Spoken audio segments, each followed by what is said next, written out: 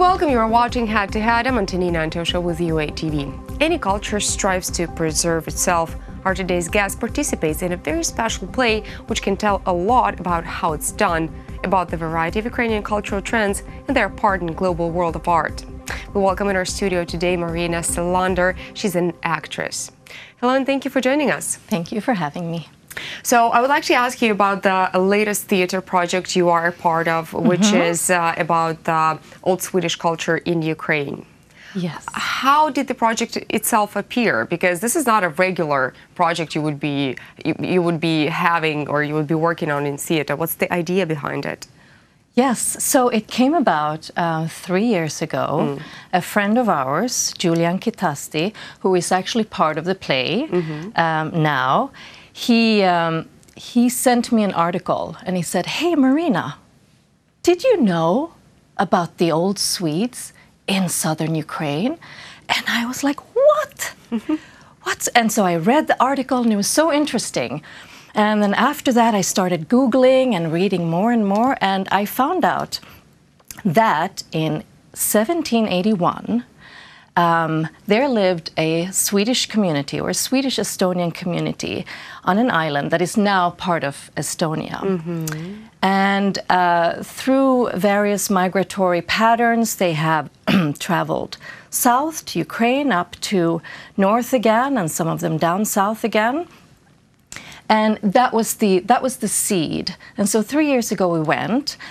I went with Verlana and Verlana Tkac, and we did our initial meeting with some of the villagers.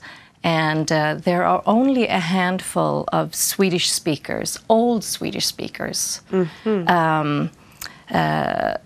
in the village left.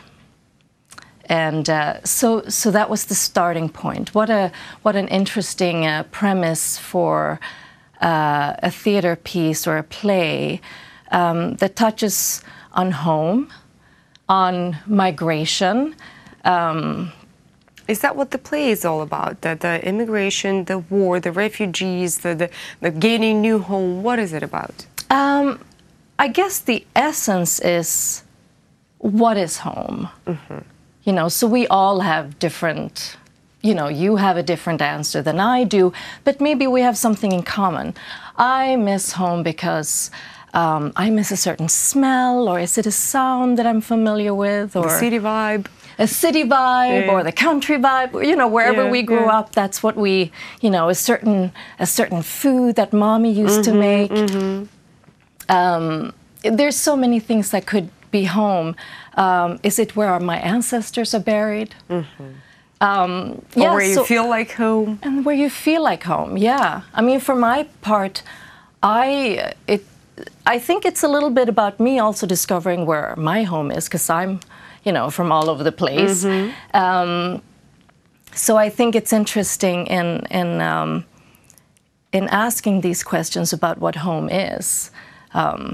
For the longest time, I thought, home is where I hang my hat. It's a Swedish expression. Wherever you come home, honey, I'm home, you hang your hat. That's where home is. So it could be anywhere in the world. And then I realized, could it really be anywhere in the world?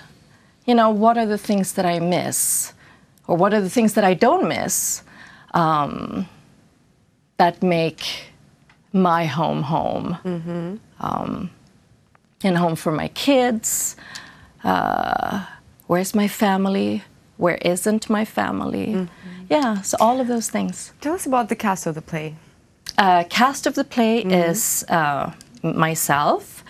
And then we have a few other assorted characters that come in, and their names are Margot, and we have Nadia, who also make little stand-ins. Yeah. Looks like the preparations for the play took a lot of time, since first you got an article, then you Googled, and then some time passed and you went to actually see the settlement. How long did it take you to get ready for the play itself, to stage the play?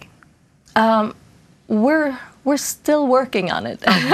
When is the performance then? It is tomorrow. So it's a work in progress. So we're constantly adding and retracting and finding new ways, and maybe this can go here. You know, and you always, I'm always interested in finding, you know, the human story in a play, in any kind of storytelling. You want to tell the human story, and so I think most of the preparation goes into, or have gone into, going there, feeling the place, you know, smelling, touching the water that runs by, you know, all of those things that make you feel, and talking to the people, singing with them. What's the message you want to deliver to the audience with your play? Well, I think the biggest overarching message is that all of us, wherever we are in the world, we're looking for a home, right? Whether we've been on this particular spot for as long as we can remember, and our ancestors have too, or if we come from a family or a line of people who have had to forcefully migrate and travel all over, you know, our constant searching for home is sort of what binds us together all as humans. What are your plans for the future? That's a that's a traditional question. You should be used by now. My immediate plans for the future is I have a couple of smaller projects to work on. So I work as a freelance artist, a freelance theater artist. So I have a couple of smaller projects that are in the works. With some of my friends going back to New York. Maybe you have ideas to screen the play. Oh, to screen it as as a movie? Yeah. Good idea. Oh, see. I'll talk to Verlana about that. No, it's not in your future plans to screen the play. It could be a good movie, though. Yeah, we could. Yeah, it could be. I think that there are already movies that are made about Gammalsvenskby, this village in Ukraine. So a lot of people, not a lot, I exaggerate, but a few people have come through already in the last 3 decades, I would say, since it became more known in Sweden that it was, you know, a little Swedish colony down there. And so there are a few people who have made movies already.